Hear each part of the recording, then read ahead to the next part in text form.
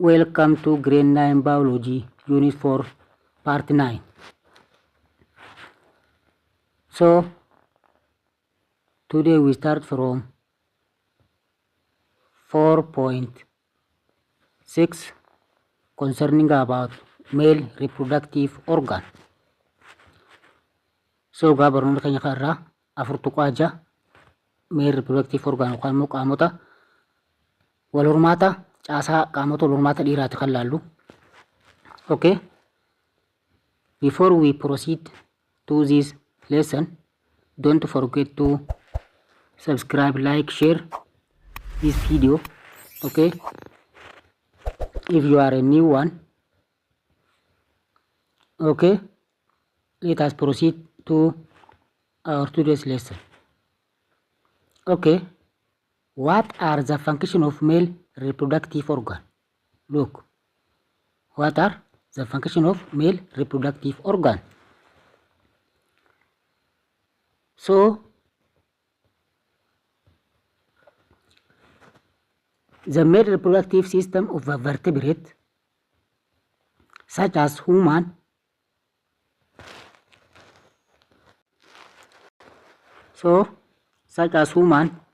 males include testes, epididymis, vas deferens, accessory glands, and penis.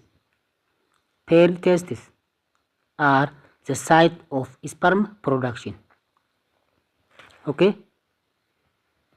so kana jechuudha qaamni sirna wal hormaata meelii yookaan immoo dhiiraa kan vertebireetotaa jechuudha. Akka waliigala vertebireetota yoo jennu akka ispeeshaalitti immoo akka addaatti immoo akka ispeesifikcheetti humaan meels jechuudha. Humaan meels jechuudha dhiira jechuudha. Garee dhiiraa maal fa'aa qabachuudha gaa qaamni wal hormaataa akka sirni wal hormaataa qaama dhiiraa testis cidhaan epipidimoota vas deferensii ujummoo isparmii fuutu jechuudha. Cidhaan keessaa fuutee karaa laa dhangalaastu. Accessory glands gilaandota akka kaapparsii fi prostaglandidha jechuudha. Accessory gland jennaan. Ende penis yookaan immoo puffee yookaan immoo qunxurroo jechuudha. Penis paired test cidhaan cimdii. Cidhaan cimdiinis bakka oomishama isparmiiti jechuudha. Saayitii bakka isparmiin keessatti oomishamu jechuudha. Cidhaan cimdiin paired testiin kun. So each test is composed of numerous somniferous tubules. Okay, tokkoon cidhaanii maal qaban? Somniferous tubulesii baay'inaan isaan keessatti argamtu jira jechuudha. In which the sperm develop bakka spermiin keessatti guddatu jechuudha. Somniferous tubules bakki jamtu tun bakka spermiin keessatti guddatu jechuudha. Bakka spermiin keessatti bilchaatu jechuudha. Okay, the sperm are surrounded by cell. Seeliin akkuma beekamu seeliidhaan marfamee jira jechuudha. Akkasumas which nourish the developing sperm. Seelonni seelii sperm waggaa marsan kun itti naannanii balaa irraa ittisuudhaaf naannan kun akka guddinni spermidhaa salphitti saffisee balaa takka malee spermiin tafee guddatee maachurtee yookaan immoo bilchaatu fi jechuudha. Okay, between tubules are cells which produce the male sex hormone. Tubulsii tana jidduutti seelii saalaa dhiiraa oomishuutu jira jechuudha. Seelii saalaa dhiiraa akkuma beekamu testosterooniidha. Testosterooniin oomishamachuu achi jidduutti seelonni achi jidduu tubulsii tana jidduu jiran seeliin saalaa dhiiraa testosterooniin kun akka oomishamuuf gahee guddaa qabatu jechuudha. Okay, in the most mammals hoositoota baay'ee keessatti the two testes are housed permanently in sac-like scrotum. Cidhaan lameen eesti permanently housed permanently kan keessa jiraatan jechuudha. House permanent jechuun umrii guutuu yookaan immoo haga namni sun lubbuun jirutu jechuudha. Permanent yeroo jiru waan takka ayaaf jechuudha. Ayaaf haga ayaatti jechuudha. Kan yeroof temporaalee osoo jee yeroo jechuudha. Temporaalee jechuun yeroodhaaf jechuudha. Permanent leewwan takka taanan ilaa umrii achuma taa'uu isaati jechuudha. Sanduuqa yookaan immoo saakii yookaan afuuffee iskorotam jedhamtu qola cidhaanii jechuudha. Qola cidhaanii kana cidhaan haguugee ergamu kana jechuudha.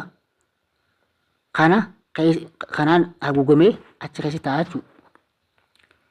These scrotum are suspended outside the abdominal cavity. Scrotumiin kun yookaan immoo qolli cidhaanii kun abdominal cavity yookaan immoo gararraa qabiyyee garaatirraa achi bee kophaa rarra'aa jechuudha. Kophaa rarra'a. Akka cidhaan kophaa rarra'ee tempereechera mataa isaatii fi makaanizimii mataa isaatiin isparmiin kun akka inni eegamuuf jechuudha. Tempereechera qaama garaatirraa yookaan qaama namaatirraa waan achi ba'uuf. These all arrangement, look, these all arrangement provide an environment of slightly lower temperature. Wanni cidhaan kun iskorotomiidhaan yookaan immoo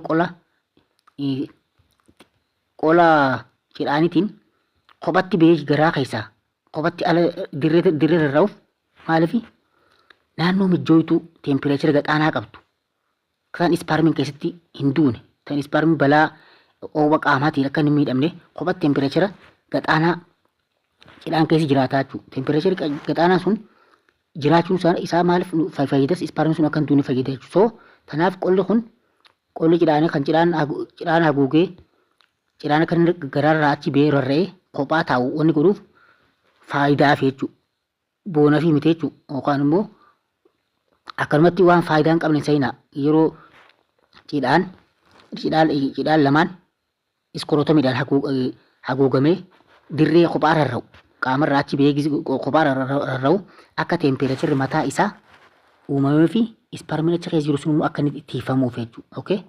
Tempereechirri qaamaa isparmii miidhuu waan danda'uuf tempereechirri isa miidhuu hin dandeenye kan tempereechirri gaxaanaa ta'e kan cidhaan keessatti argamu kanaatu isparmii namaa akka inni balaa hin geenye akka inni balaa takka malee qophaa'ee taa'isaa jechuudha. Okay? Since in most mammals irra caalaa hoosiftoota keessatti including humans nama dabalatee jechuudha.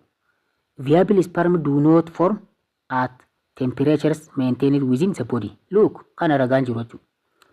Irra caalaa hoosiftootaa keessatti nama dabalatee jechuudha. Viable sperm jechuun maal jechuudha? Spermii killee cabsee ilmoo ta'uu danda'u jechuudha. Viable sperm do not form at temperature qaama namaatiin temperature qaama namaa keessa jiruun maal ta'uu hin ta'u oomishamuu achi keessatti oomishamuu hin ta'u jechuudha. Tempereechera digirii 37 qaamni keenya silaa qabu kun isparmii oomishuuf yookaan isparmii oomishame keessa tursiisuudhaaf hin mijjatu jechuudha. Kanaafuu tempereechera mataa ifii qabaachuu cidhaan viable spermiin jiraachuudhaaf. Okay? Tempereechera mataa isaa kan isparmii ittiin eegu qabaachuu cidhaan keessatti tempereecherri kophaate jechuudha. Okay? Okay, sperm travel from somniferous tubules to epipidermis. Efakaa somniferous tubules keessatti spermiin tokko guddatee develop ta'ee mature ta'ee booda karam deema. Karaa epipidermis jedhamtu ujummoo yookaan ujummoo yeroodhaaf bakka yeroodhaaf spermiin itti kuufamu jechuudha. Yeroof spermiin itti kuufamu epipidermis kan yookaan keessatti waliin qabamee taa'aa jechuudha. Somniferous tubules keessaa efa guddina xumuree mature ta'ee hormaata qophaa'ee yookaan mature fatee booda spermiin sun karaa epipidimootaa keessa deemee epipidimoota keessatti kuufamee taa'aa jechuudha. Saga ala ba'uun geessutti. Where sperm maturation occurs. Okay? Akkasitti gaam epipidimoota keessatti spermiin maturationiin yookaan spermi guddinni bilchinni spermiidha kan akkasii gaggeeffamu ta'uu isaati jechuudha. Akkasumas zeen to vas deferens. San booda gaa epipidimoota keessaa karam deema karaa vas deferens ujummoo isparmii idhaan keessaa yookaan epipidimoota keessaa fuutee karaa alaa dhangalaaftu jechuudha vas deferensiin. So the ejaculating duct, look, the ejaculating duct tun maali vas deferensiidha. Vas deferensii tana maal jedhaan the ejaculating duct. Ducti yookaan immoo ujummoo ejaculate gootu jechuudha. Yeroo walqunnamtii saalaa isparmiin ejaculate dhiira keessaa taa'ame ejaculate dhiira keessaa baheet karaa qaama dubartii dhangala'a. Ujummoota keessa dhufee vas deferensii tana keessa dhufa. Cidhaan keessaa yookaan epipidimoota keessaa vas deferensii tana keessa dhufee ejaculate karaa alaa ta'a jechuudha. Ejaculating duct wanni jennuuf tanaaf. So the vas deferens joins the urethra. Vas deferens maal walitti hidhatee qaba. Urethra yookaan immoo ujummoo fincaan karaa alaa baaftu. Kanaa walitti hidhataadha jechuudha. So these urethra are a duct that carry both sperm and urinary bladder products. Urethraan tungaa ujummoo spermii fi fincaan karaa alaa baaftu ta'uu siiti jechuudha. Maalirraa karaa piinasii keessaa. So this set of accessory glands open into the reproductive channel. Seelonni gilaandoonni yookaan xannachoonni accessory gland jennu kun banaadha. Karaa reproductive channels karaa qaama wal hormaata dhiiraa kana keessatti banaadha jechuudha. A pair of seminal vesicle. Seminal vesiclein pair taate. A single prostate. Prostatein single ta'e akkasumas the pair of bulbourethral gland. A pair of bulbourethral gland. Kunis cimdii katee kun haala kanaan open ta'e yookaan immoo banaa kana keessatti tamsaafama jechuudha. Okay? So a fluid secreted by this gland. Fluidiin yookaan dhangala'aan gilaandota armaan olii dubbanna kanaan burqu secrete ta'u yookaan immoo oomishamu secreted by these glands furnish food to the sperm. Look, nyaata spermii dhaaf fayyadu kan akka madda'anii isaatiin ta'u kan spermii sooratee daakee bakka fagoo dhaqee iskallee ittiin cabsu of keessaa qabaachuu. Dhangala'aan yeroo spermiin qaama dhiiraa keessaa karaa qaama dubartii dhangala'u wajji dhangala'u fluidiin sun yookaan dhangala'aan bifa adii qabu yookaan bifa wanni qabu kun kan spermii wajji dhangala'u kun nyaata pirootiina garaagaraa kaarboohayidireetii garaagaraa of keessa qaba. Nyaata spermiiti jechuudha karaa biraatiin.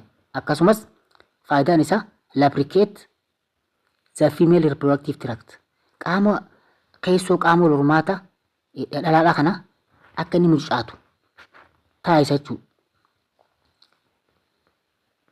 So the sperm and the contract as fakkeenyaaf fluidiin sun waa hedduu fayyada. Akka madda nyaata inni fayyada spermii.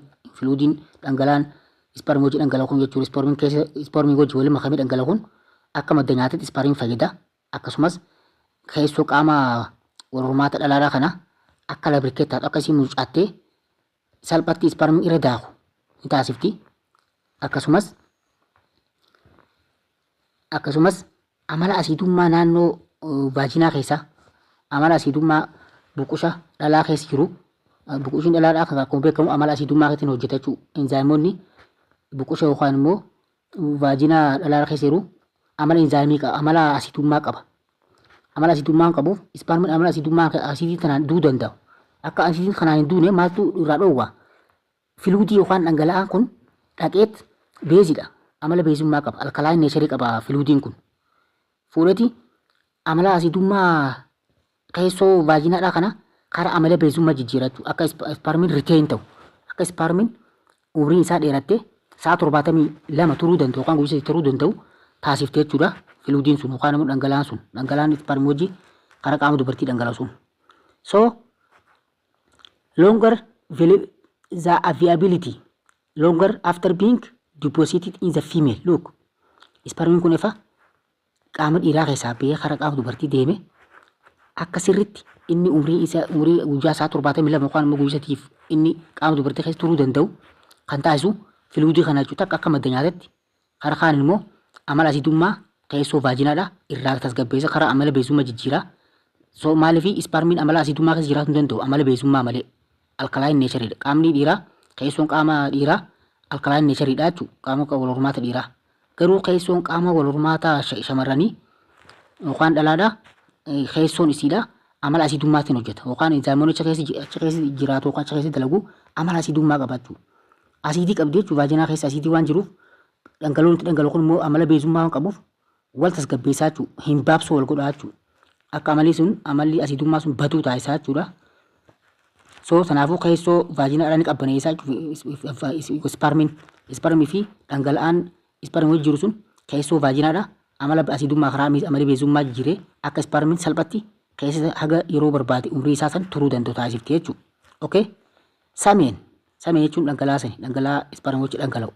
Sameen is a mix of sperm. Look, sameen egaa dhangala'aan dhiirarraa qaama dhalaa keessatti ba'u kun makaa isparmii, pirootina, nutriyentii garaagaraa kan isparmii fayyadu. Akkasumas ayinoota garaagaraa. Akkasumas saayinaaliingi moolekuloota mallattoo garaagaraa mul'isuu danda'an kan mallattoo garaagaraa kennuu danda'an kana hundi of keessaa qabdi jechuudha moolekuloota kana. Okay? Sameen kan kun seminaal fuluus kan jennu kun dhangala'oon bishaan dhiirarraa ba'u kun jechuudha. So akkuma beekamu maaliif isparmiin hin mul'atu. Wanni isin beeku qabtan isparmiin seelii takka irraa ijaaramee isparmiin ijaaruu ilaallee mul'atu. Garuu kan nutti mul'atu dhangala'aadha. Dhangala'aa dhiirarraa ba'u sun kan mul'atu sun isparmii miti jechuudha. Isparmiin keessa jira. Isparmiin miliyoonaan lakkaa'amu keessa jira. Garuu ijaan arguu hin dandeenyu. Gargaarsa maayikirooskoopiitiin malee isparmii. Dhangala'aan nuti garuu sun dhangala'aa filuudii arma walitti dubbanne kan faayidaa garaagaraa qabu kanaa jechuudha. Okay? Sperm constitute less than 5%. Look as keessatti gara dhangala'aa dila san keessa dhangala'aa dila qaama dubartii keessa dhangala'u san keessa spermii constitute less than 5% of semen volume. Look yoo fakkeenyaaf spermiin dhiira keessaa kara qaama dubartii dhangala'e sun voluumii parsantii 5 qofaatu parsantii 5 qofaatu kan spermiiti jechuudha. Dhangala'aa dila dhangala'e san keessa isparmii voluumii isaa kan qabiyyee isaa ilaallee parsantii 5 qofaatu. Parsantii 95 filuudota armaa olii dubbanne kan pirootina, nutriyentii garaagaraa kana jechuudha kan isparmii fayyaduu fi kan jireenya walitti dhufeenya agartee qillee fi isparmii kan fayyadu jechuudha. Keemikaalli filuudiin dhangala'aan sun jechuudha. Isparmiin garuu parsantii 5 qofa ta'uusaa adda nu baasaa jechuudha. Okay? Okay, this kun structure amma dubbataa jiru kana jechuudha. Haala kanaan fakkeenya vast differencein as jirti. Vast differencein dubbachaa jiru as jirti. Cidhaan baannu as jira. Cidhaan nuti haasaa turre. Epipidoonis kana prostaglandii anus jechuun munneedha. Raktamiinis munnee karaa olii jechuudha. Seminaal vesikiliin seminaal vesikil jedhamu kun kana jechuudha. Akkeessa dhufeet yuureetiraal kun ujummoo karaa alaa fincaan baaftu jechuudha. Haala kanaan dhufachuu vaast differensii keessatti asitti jechuudha. Bakka kanatti maal ta'a vaast differensiin karaa gelbiraadir yookaan immoo yuureetiratti dabartee sanbooda isparmiin ala ba'uu isaati jechuudha. So kana fakkaataa har'aaf nuuf gaa aga yeroo biraatti walitti deemnutti nagaan jiraadha.